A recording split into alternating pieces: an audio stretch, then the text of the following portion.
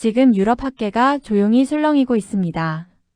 2024년 헝가리 국립문서보관소에서 공개된 14세기 라틴어 외교 문서 한 장 때문입니다.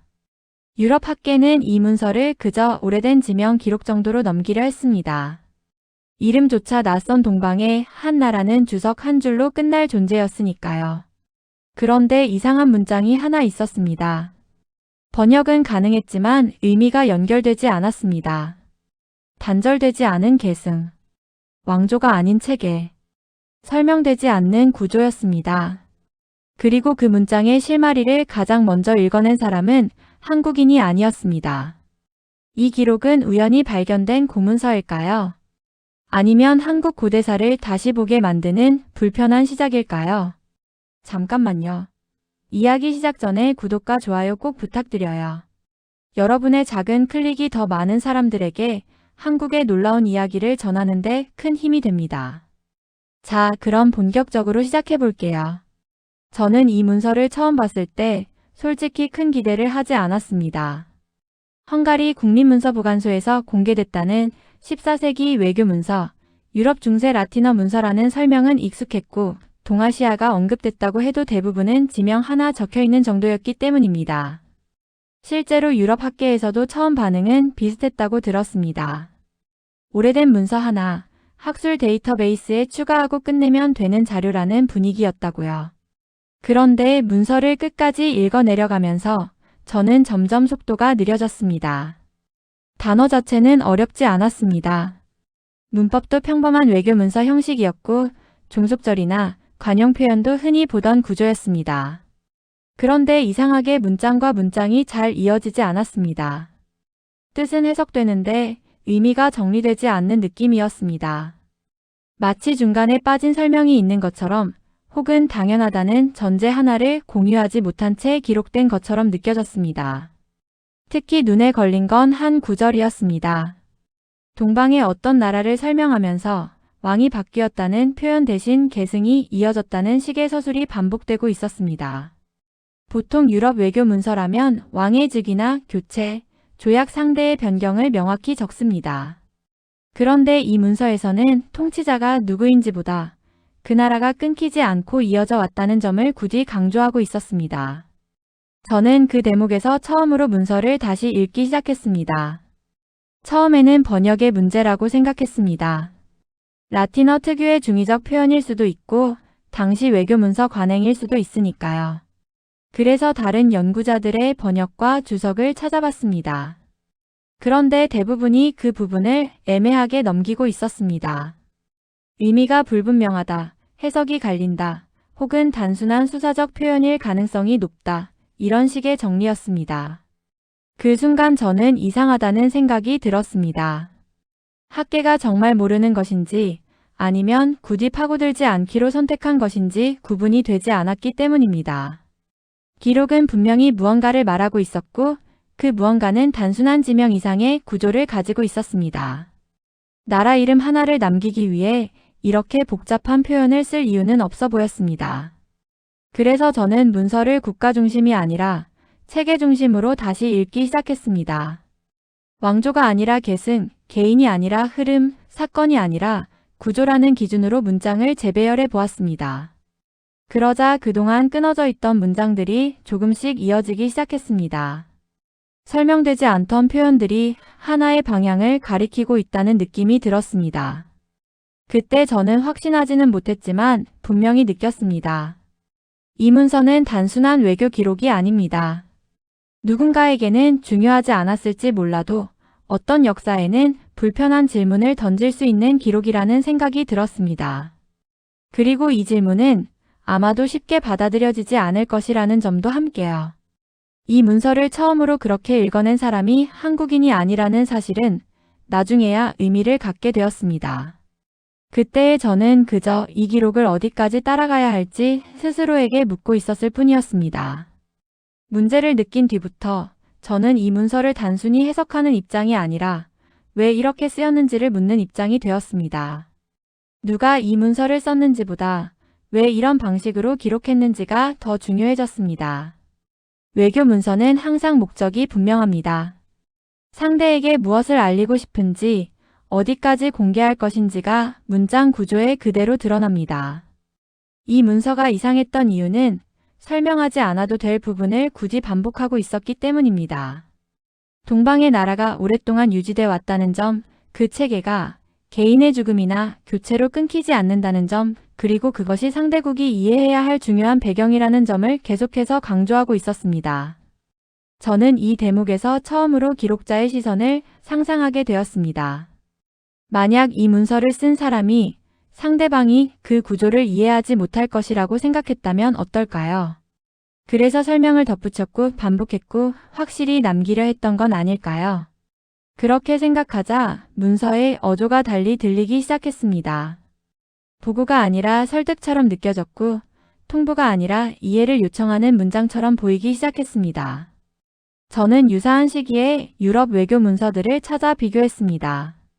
대부분은 상대 국가를 왕의 이름으로 부르거나 특정 영토 단위로만 인식하고 있었습니다. 그런데 이 문서에서는 유독 사람보다 체계를 먼저 언급하고 있었습니다. 누가 통치하느냐보다 무엇이 이어지고 있느냐가 중요하다는 전제였습니다. 그 전제는 유럽 중세의 정치 감각과는 다소 거리가 있었습니다. 그래서 더 눈에 띄었습니다. 이 기록은 상대를 유럽의 기준으로 재단하지 않으려 했고 오히려 상대가 스스로를 어떻게 인식하는지를 존중하려 했던 흔적처럼 보였습니다. 저는 그 점이 가장 불편하면서도 흥미로웠습니다.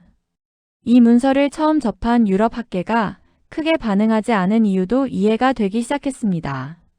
이 기록은 틀리지 않았지만 기존 인식에 굳이 균열을 낼 필요도 없었기 때문입니다. 지명 하나로 처리하면 문제가 없고 체계로 읽기 시작하면 질문이 생기기 시작합니다. 질문은 곧 재검토를 요구하고 재검토는 불편함을 동반합니다. 그래서 대부분은 멈췄고 저는 계속 읽었습니다. 저는 이 문서가 무엇을 증명하는지보다 무엇을 회피하고 있는지를 보고 싶었습니다. 기록은 항상 말하지 않은 부분에서 더 많은 정보를 드러냅니다. 그리고 이 문서는 분명히 어떤 설명을 끝까지 하지 않고 있었습니다. 그 지점에서 저는 깨달았습니다. 이 문서는 답을 주기 위해 쓰인 기록이 아닙니다. 질문을 남기기 위해 쓰였습니다. 이해하는 사람에게만 이어지는 구조로 알아보는 사람만 따라올 수 있게 만들어진 기록이었습니다. 그리고 그 질문은 이제 막 모습을 드러내고 있었습니다. 이 문서를 계속 붙잡고 있을수록 혼자 판단하는 데에는 한계가 있다는 생각이 들었습니다. 해석은 가능했지만 그 해석이 어떤 맥락에서 나왔는지 확인하지 않으면 제 추측에 불과해질 위험이 있었기 때문입니다. 그래서 저는 가장 먼저 문서를 관리하고 있던 헝가리 측 기록 담당자에게 연락을 취했습니다. 이 문서가 처음 분류될 당시 어떤 논의가 있었는지, 혹시 남아있는 내부 기록이나 주석이 있는지를 확인하고 싶었습니다. 답장은 예상보다 빠르게 왔습니다. 흥미로운 점은 이 문서가 이미 한 차례 검토된 적이 있다는 사실이었습니다. 20세기 초 정확히는 유럽의 동방 인식이 재편되던 시기에 누군가가 이 문서를 열람했고 간단한 메모를 남겼다고 했습니다. 다만 그 메모는 공식 주석이 아니라 문서 가장자리에 연필로 남겨진 짧은 기록이었습니다. 저는 그 메모를 확인하는 순간 이 문서가 왜 애매하게 분류돼 있었는지 이해하게 되었습니다. 메모의 내용은 길지 않았지만 분명한 방향을 가지고 있었습니다. 이 기록은 단일 왕조의 외교가 아니라 장기적인 계승 체계를 전제로 한다는 짧은 문장이었습니다. 확신이 아니라 주의가 필요하다는 경고에 가까운 어조였습니다. 그 메모를 남긴 사람이 누구인지는 알 수 없었습니다. 이름도 날짜도 없었습니다. 다만 필체와 잉크의 상태로 보아 꽤 오래전에 작성된 것이라는 점만 분명했습니다. 저는 그 짧은 메모가 이 문서를 애매한 위치에 남겨두는 결정적인 역할을 했다고 느꼈습니다. 명확히 부정하지도 그렇다고 적극적으로 해석하지도 않은 채 조심스럽게 밀어둔 흔적이었기 때문입니다. 이쯤 되자 저는 이 문서를 더 이상 단독 자료로 볼 수 없다는 판단을 내렸습니다. 이 기록이 의미를 가지려면 반드시 다른 기록들과 함께 읽혀야 했습니다. 그래서 저는 같은 시기에 동유럽, 중앙아시아 관련 외교 문서들을 찾아보기 시작했습니다. 직접적인 언급은 없었지만 유사한 표현들이 산발적으로 등장하고 있었습니다. 동방의 오래된 질서, 계승된 권위, 이름보다 구조를 중시하는 체계 같은 표현들이었습니다. 그제야 저는 이 문서가 혼자가 아니라는 사실을 깨달았습니다. 이 기록은 고립된 특이 사례가 아니라 유럽이 동방을 이해하려 애쓰던 과정의 일부였습니다. 다만 대부분의 기록은 중간에서 멈췄고 이 문서는 끝까지 쓰였던 것뿐이었습니다. 그래서 더 눈에 띄지 않았고 그래서 더 불편했던 것일지도 모릅니다. 저는 이 내용을 정리해 학술 메일링 리스트에 공유했습니다. 확정적인 주장 대신 질문의 형태로요. 이 문서를 어떻게 읽어야 하는지, 기존 해석으로 충분한지, 혹시 다른 관점이 필요한지 묻는 글이었습니다. 며칠 동안 반응은 거의 없었습니다. 침묵이 길어질수록 이 기록이 던지는 질문이 결코 가볍지 않다는 생각이 들었습니다. 그리고 며칠 뒤 한 통의 답장이 도착했습니다. 짧고 조심스러운 문장이었습니다. 이 문서는 동아시아 내부의 자기인식과 연결해서 다시 봐야 할 것 같다는 내용이었습니다. 저는 그 답장을 읽으며 이 기록이 이제 다른 단계로 넘어가고 있다는 것을 느꼈습니다. 혼자만의 의문이 아니라 공유된 질문이 되기 시작했기 때문입니다. 그 답장을 받은 이후로 저는 이 문서를 더 이상 개인적인 관심사로 다룰 수 없게 되었습니다. 누군가 같은 지점을 보고 있다는 사실만으로도 기록의 무게가 달라졌기 때문입니다. 질문은 공유되는 순간부터 책임을 동반합니다. 잘못 읽으면 혼란을 만들 수 있고 섣불리 단정하면 불필요한 갈등을 부를 수도 있습니다. 그래서 저는 한동안 아무 행동도 하지 않았습니다. 다시 읽고 또 읽었습니다. 문서를 다시 펼쳤을 때 이전에는 보이지 않던 어조가 느껴졌습니다. 이 기록은 단순히 정보를 전달하는 문서가 아니라 상대방의 인식을 교정하려는 시도를 담고 있었습니다. 우리는 이런 나라를 상대하고 있다. 너희가 아는 방식으로는 이해하기 어렵다. 하지만 이 점은 반드시 알고 있어야 한다. 그런 메시지가 문장 사이에 배어 있었습니다. 저는 그제야 이 문서가 왜 그렇게 조심스럽게 쓰였는지 이해하기 시작했습니다. 상대를 자극하지 않으면서도 왜곡 없이 전달해야 하는 정보가 있었던 것입니다. 그래서 직설적인 표현 대신 구조를 설명했고 인물 대신 체계를 강조했습니다. 기록자는 아마도 이 차이가 훗날 문제를 만들 수 있다는 걸 알고 있었을지도 모릅니다. 이 해석을 검증하기 위해 저는 같은 보관소에 있는 다른 외교 문서의 문체를 비교했습니다. 대부분은 훨씬 단순했고 대상 국가를 자신들의 틀 안으로 끌어들이는 방식으로 서술돼 있었습니다. 그런데 이 문서만은 달랐습니다. 이해시키려는 태도가 분명했고 설명의 밀도가 유독 높았습니다. 저는 그 차이가 우연이 아니라고 느꼈습니다. 이쯤에서 저는 스스로에게 질문을 던졌습니다. 만약 이 기록이 지금 공개된다면 어떤 반응이 나올까? 학문적인 토론으로 끝날지 아니면 불필요한 해석 경쟁으로 번질지 혹은 아무 일도 없었던 것처럼 다시 묻힐지 쉽게 예측할 수 없었습니다. 다만 분명한 건 이 문서는 이미 한 번 조용히 지나가도록 선택된 기록이라는 사실이었습니다. 그래서 저는 공개적인 발표 대신 제한된 범위에서 논의를 이어가기로 했습니다. 관련 분야 연구자 몇 명에게만 문서를 공유했고 제 해석이 아니라 제가 느낀 불편함에 대해 이야기했습니다. 이 문서가 왜 애매하게 남아있는지, 왜 지금까지 크게 다뤄지지 않았는지에 대한 질문이었습니다. 반응은 조심스러웠지만 공통점이 있었습니다. 모두가 확신을 말하지 않았고 대신 비슷한 망설임을 표현했습니다. 이 기록은 흥미롭지만 건드리기엔 부담스럽다. 아직은 더 많은 자료가 필요하다. 굳이 지금 꺼낼 이유가 있느냐는 말들이 이어졌습니다. 저는 그 말들을 들으며 이 문서가 가진 힘이 어디에서 나오는지 다시 한번 실감했습니다. 기록은 스스로 목소리를 높이지 않습니다. 다만 읽는 사람이 어떤 질문을 던지느냐에 따라 전혀 다른 의미를 드러낼 뿐입니다. 그리고 이 문서는 분명히 그런 종류의 기록이었습니다. 저는 이제 이 질문을 어디까지 따라가야 할지 고민하고 있었습니다. 논의가 제한된 범위 안에서 이어지기 시작하면서 저는 한 가지 변화를 느끼기 시작했습니다. 질문의 방향이 바뀌고 있다는 점이었습니다. 처음에는 이 문서를 어떻게 해석해야 하느냐는 물음이었지만 점점 왜 지금까지 이런 방식으로 다뤄져 왔느냐는 질문으로 옮겨가고 있었습니다. 해석의 문제가 아니라 선택의 문제로 바뀌고 있었던 것입니다. 특히 인상적이었던 건 비슷한 시기에 작성된 다른 기록들과의 대비였습니다. 같은 지역, 비슷한 외교 맥락을 가진 문서들은 비교적 명확하게 분류돼 있었는데 이 문서만 유독 중간 어딘가에 머물러 있었습니다. 중요하지 않다고 하기엔 설명이 지나치게 자세했고 중요하다고 보기엔 공식 인용이 거의 없었습니다. 저는 그 애매함이 의도적인 결과일 가능성을 떠올리게 되었습니다. 이후로 저는 문서 자체보다 이 문서를 둘러싼 관리 이력을 살펴보기 시작했습니다.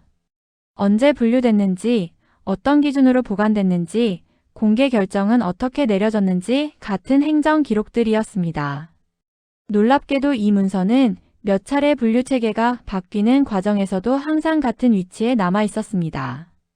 중심으로 이동하지도 그렇다고 완전히 밀려나지도 않은 상태였습니다. 그 지점에서 저는 이 문서가 불편한 기록이라는 확신을 갖게 되었습니다. 틀렸기 때문이 아니라 너무 정확하게 어떤 관점을 드러내고 있었기 때문입니다. 만약 이 기록을 그대로 받아들인다면 기존의 동아시아 인식 틀을 조정해야 했고 그러면 여러 설명들이 다시 쓰여야 했습니다. 학계가 가장 부담스러워하는 상황입니다. 그래서 이 문서는 문제를 일으키지 않는 방식으로 존재해 왔던 것처럼 보였습니다. 지명 하나로 읽으면 안전하고 구조로 읽으면 질문이 생기는 기록. 저는 이 문서가 그 경계선 위에 정확히 놓여 있다는 점이 오히려 기록자의 의도를 보여준다고 느꼈습니다. 알아볼 사람만 알아보게 하려는 방식이었을지도 모릅니다. 이 생각에 이르자 저는 더 이상 서두를 필요가 없다는 판단을 내렸습니다. 이 기록은 급하게 결론을 내려야 할 대상이 아니었습니다. 오히려 시간을 두고 차분히 여러 관점에서 반복해 읽혀야 할 문서였습니다. 저는 논문 초안 작성을 잠시 멈추고 질문 목록을 정리하기 시작했습니다. 이 문서가 던지는 질문들, 그리고 아직 답하지 않은 부분들 말입니다. 그 과정에서 저는 한 가지 사실을 분명히 인식하게 되었습니다. 이 기록은 이미 충분히 말하고 있다는 점입니다. 다만 우리가 그 말을 듣지 않았을 뿐입니다. 그리고 이제 이 문서를 다시 읽기 시작한 이상 예전처럼 지나칠 수는 없을 것이라는 생각이 들었습니다. 질문은 이미 시작되었고 그 흐름은 되돌릴 수 없어 보였습니다. 저는 다음 단계를 고민하고 있었습니다. 이 질문을 어디까지 공개할 것인지, 누구와 공유할 것인지, 그리고 이 기록이 더 많은 사람들의 시선에 놓였을 때 어떤 반응을 불러올지에 대해서요.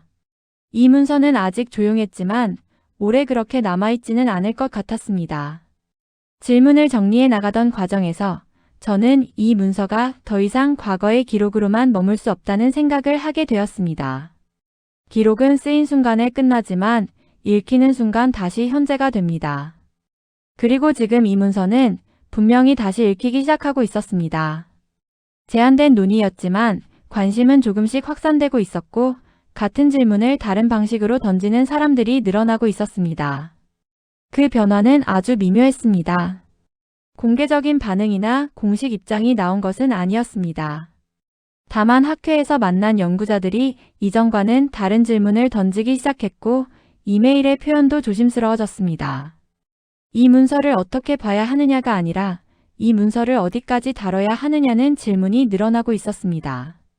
저는 그 차이가 결코 작지 않다고 느꼈습니다. 이쯤에서 저는 한 가지 선택을 앞두게 되었습니다. 계속 내부 논의에만 머물 것인지 아니면 이 기록의 존재 자체를 더 넓은 맥락 속에 놓을 것인지 결정해야 했습니다. 서두르면 오해를 낳을 수 있고 늦추면 다시 묻힐 수도 있었습니다. 저는 그 사이 어딘가를 찾고 싶었습니다. 그래서 저는 이 문서를 단독 사건으로 다루지 않기로 했습니다. 대신 같은 시기 유럽 문서들 속에서 동아시아를 어떻게 인식했는지를 함께 보여주는 방식으로 정리하기 시작했습니다. 이 기록이 얼마나 특이한지 강조하기보다 왜 이 기록만 이런 방식으로 쓰였는지를 드러내고 싶었습니다. 비교 속에서 의미가 더 분명해질 것이라고 생각했기 때문입니다. 정리 작업을 하면서 저는 스스로도 놀랄 만큼 조심스러워지고 있었습니다. 단어 하나, 표현 하나가 불필요한 해석을 부를 수 있다는 걸 알게 되었기 때문입니다. 그래서 확정적인 문장은 최대한 피하고 기록이 보여주는 구조와 차이만을 설명하는 데 집중했습니다. 이 문서가 무엇을 말한다기보다 무엇을 다르게 말하고 있는지를 보여주려 했습니다. 그 과정에서 한 가지는 분명해졌습니다. 이 기록을 둘러싼 침묵은 무지가 아니라 선택이었다는 점입니다. 몰라서 지나친 것이 아니라 알게 되면 곤란해질 수 있었기 때문에 조용히 두었던 기록. 저는 이제 그 선택이 왜 내려졌는지 이해할 수 있을 것 같았습니다. 이제 남은 문제는 이 질문이 더 이상 개인의 연구 노트에만 머물 수 없다는 사실이었습니다. 누군가는 이 기록을 다시 분류해야 했고 누군가는 왜 이렇게 남아있었는지 설명해야 했습니다. 저는 그 과정의 시작점에 서 있다는 느낌을 받았습니다.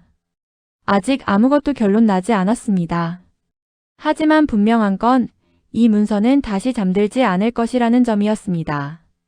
기록은 이미 깨어났고 이제 누가 어떤 방식으로 응답할 것인지의 문제만 남아 있었습니다. 정리한 자료를 처음 외부 세미나에서 공유했을 때 분위기는 예상보다 조용했습니다. 질문이 없어서가 아니라 질문을 어디서부터 해야 할지 모두가 망설이고 있다는 느낌이었습니다. 발표가 끝난 뒤에도 박수는 길지 않았고 대신 사람들은 제 주변에 모여 낮은 목소리로 이야기를 건넸습니다. 공개적인 자리에서 말하기에는 조심스러운 주제라는 공감대가 형성된 듯 했습니다. 그날 이후로 저는 이전에는 받지 않던 종류의 연락을 받기 시작했습니다. 동유럽 쪽 연구자들, 기록관리 담당자, 심지어는 외교사 전공이 아닌 학자들까지 문서 자체보다 맥락에 대해 묻는 메시지들이었습니다. 이 기록이 왜 지금 나왔는지, 왜 이런 방식으로 쓰였는지, 그리고 왜 그동안 크게 다뤄지지 않았는지를 알고 싶어 했습니다. 흥미로운 점은 누구도 이 문서가 틀렸다고 말하지 않았다는 사실입니다. 반박은 없었지만 동의도 없었습니다. 대신 표현이 조심스러워졌고 논의의 초점은 해석에서 영향으로 옮겨갔습니다. 이 기록이 어떤 결론을 낳을지보다 이 기록이 어떤 파장을 만들 수 있는지를 먼저 계산하고 있다는 인상을 받았습니다.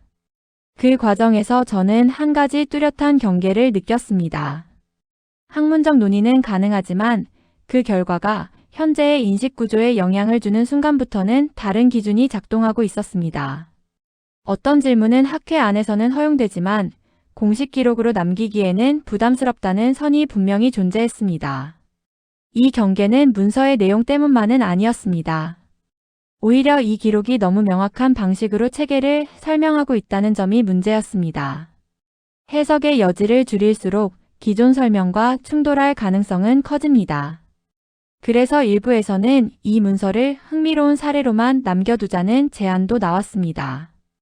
연구 주제로는 의미가 있지만 큰 틀을 건드릴 필요는 없다는 논리였습니다. 그 말을 들으면서 저는 이 문서가 왜 오랫동안 조용히 머물러 있었는지 다시 한번 실감했습니다. 기록은 스스로 움직이지 않지만 그것을 다루는 사람들의 선택은 분명한 방향성을 가집니다. 그리고 그 선택은 종종 학문 바깥의 현실과 맞닿아 있습니다. 그날 집으로 돌아오는 길에 저는 처음 이 문서를 펼쳤을 때의 감정을 떠올렸습니다. 단순한 호기심에서 시작된 읽기가 이제는 책임을 동반한 질문으로 바뀌어 있었습니다. 이 질문을 끝까지 따라갈 것인지 아니면 적당한 선에서 멈출 것인지 선택의 순간이 가까워지고 있음을 느꼈습니다. 아직 누구도 저에게 결론을 요구하지는 않았습니다. 하지만 침묵 속에서 모두가 다음 움직임을 기다리고 있다는 분위기는 분명했습니다. 이 기록은 이미 개인의 연구 범위를 넘어섰고 이제는 어떻게 다뤄질 것인지가 문제였습니다. 저는 그날 밤 문서를 다시 펼쳐보았습니다. 내용은 변하지 않았지만 제가 느끼는 무게는 확실히 달라져 있었습니다. 이 기록은 더 이상 과거에 머물러 있지 않았습니다. 그리고 저 역시 이전으로 돌아갈 수는 없다는 것을 알고 있었습니다. 며칠 뒤 처음으로 언론이라는 단어가 제 메일함에 등장했습니다. 직접적인 취재 요청은 아니었지만 학계 내부 논의가 외부로 새어나가고 있다는 신호였습니다.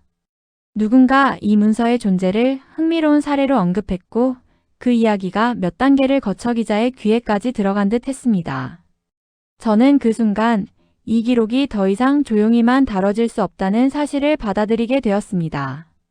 언론의 관심은 늘 단순한 질문에서 시작됩니다. 무엇이 새롭냐? 왜 지금이냐? 얼마나 중요한 이야기냐? 하지만 그 질문들 뒤에는 늘 다른 판단이 숨어 있습니다. 이 이야기가 어디까지 갈 수 있는지, 어디에서 멈출지, 그리고 누가 책임질 수 있는지에 대한 계산입니다. 저는 그 무게를 혼자서 감당할 수는 없다는 생각이 들었습니다. 그래서 저는 다시 한번 속도를 늦추기로 했습니다. 발표를 서두르기보다 기록 자체를 최대한 투명하게 정리하는 데 집중했습니다. 해석을 덧붙이기보다 문서의 구조와 표현 방식, 그리고 다른 기록들과의 차이를 명확히 보여주는 데 힘을 쏟았습니다. 누군가 제 말을 믿어달라고 요구하는 대신 기록을 직접 보게 하는 것이 옳다고 판단했기 때문입니다. 이 과정에서 몇몇 동료 연구자들이 조심스럽게 동참 의사를 밝혔습니다. 모두 같은 의견은 아니었지만 이 문서를 단순한 호기심거리로 남겨두어서는 안 된다는 점에는 공감하고 있었습니다. 저는 그들과 함께 공개의 범위와 방식에 대해 논의하기 시작했습니다. 학술 발표로 한정할지, 아카이브 공개까지 포함할지, 혹은 단계적으로 접근할지 여러 선택지가 놓여 있었습니다. 논의가 길어질수록 저는 이 문서가 가진 힘이 내용 자체보다도 그것이 드러나는 방식에 있다는 걸 실감했습니다. 갑작스러운 폭로는 반발을 부를 수 있고 과도한 해석은 기록의 신뢰를 해칠 수 있습니다. 반대로 너무 조심스러우면 아무 일도 일어나지 않은 채 다시 묻힐 가능성도 있었습니다. 균형을 찾는 일이 무엇보다 중요해졌습니다. 그 사이 보관소 측에서도 움직임이 감지되었습니다. 공식적인 입장은 없었지만 문서 접근 기록이 늘어났고 내부 검토가 진행 중이라는 이야기가 들려왔습니다. 기록은 여전히 같은 자리에 있었지만 그 주변의 공기는 분명히 달라지고 있었습니다. 저는 이 변화를 보며 이미 되돌릴 수 없는 지점을 넘어섰다는 확신을 갖게 되었습니다. 이제 선택의 시간은 점점 가까워지고 있었습니다. 이 문서를 어떻게 세상에 놓을 것인지, 그리고 그 과정에서 어떤 질문을 던질 것인지 결정해야 했습니다. 저는 아직 결론을 내리지 않았습니다. 다만 한 가지는 분명했습니다. 이 기록은 더 이상 혼자만의 읽기가 아니며 그에 따른 책임 또한 혼자만의 몫이 아니라는 사실입니다. 조용히 시작된 한 장의 문서는 어느새 많은 시선 위에 놓여 있었습니다. 그리고 그 시선들은 다음 장면을 기다리고 있었습니다. 결정을 미루는 시간이 길어질수록 저는 점점 더 분명한 사실 하나와 마주하게 되었습니다. 이 문서를 공개하느냐 마느냐의 문제는 학문적 선택이 아니라 태도의 문제라는 점이었습니다. 무엇을 주장할 것인가가 아니라 어디까지 책임질 것인가에 대한 질문이었습니다. 저는 다시 처음으로 돌아가 문서를 펼쳤습니다.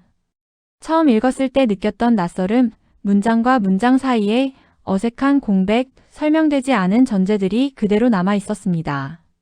기록은 여전히 같은 자리에 있었고 변한 것은 오직 그것을 바라보는 제 시선뿐이었습니다. 이 문서는 이제 제게 묻고 있었습니다. 읽어낸 이상 무엇을 할 것인가를요. 동료들과의 논의는 점점 현실적인 방향으로 옮겨갔습니다.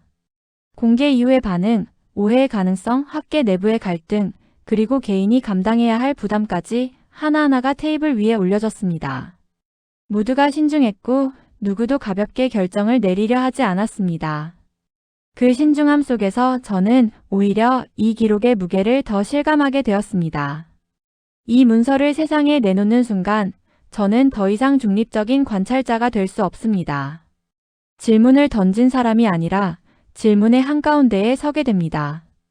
그 위치가 얼마나 불편한지, 얼마나 많은 해석과 오해를 불러올 수 있는지 충분히 알고 있었습니다. 그래서 망설임은 쉽게 사라지지 않았습니다. 하지만 동시에 이 기록을 다시 서가 깊숙한 곳으로 돌려놓는 선택 역시 결코 중립적이지 않다는 점도 분명해졌습니다. 아무 일도 하지 않는 것처럼 보일 수는 있지만 그건 역시 하나의 선택이며 하나의 방향입니다. 저는 그 사실을 외면할 수 없었습니다.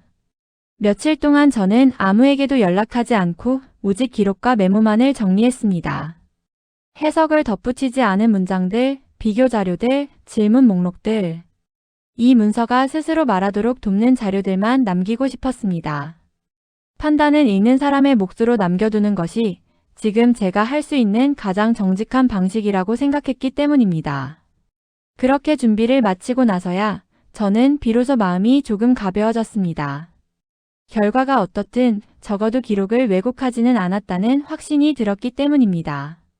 이 문서는 더 이상 제 손을 떠나 스스로의 길을 가게 될 것입니다. 아직 세상에 공개되지는 않았습니다. 하지만 이미 돌아갈 수 없는 지점에 와 있다는 것은 분명했습니다. 질문은 던져졌고 기록은 준비되었습니다. 이제 남은 것은 이 문서를 어떤 방식으로 세상 앞에 놓을 것인지에 대한 마지막 선택뿐이었습니다. 여러분은 이에 대해 어떻게 생각하시나요? 여러분의 의견을 댓글로 남겨주세요. 영상이 유익했다면 좋아요와 구독 잊지 마시고요. 알림 설정도 해두시면 앞으로 더 재미있는 이야기로 찾아뵐게요. 오늘 하루도 행복하시고 다음 영상에서 만나요.